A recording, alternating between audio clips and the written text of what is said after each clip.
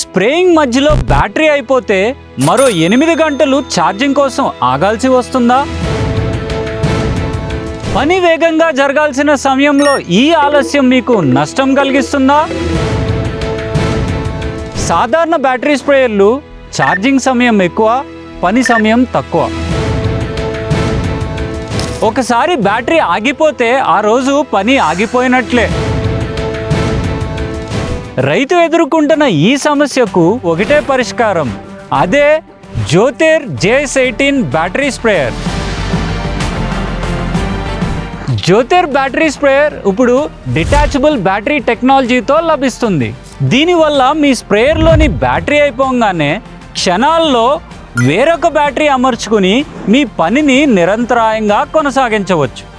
కేవలం 4 గంటల battery charging సమయంతో ఒక బ్యాటరీ ఛార్జింగ్ అవుతుండగానే మరొక బ్యాటరీతో మీ స్ప్రేయింగ్ని నిరంతరాయంగా కొనసాగించవచ్చు.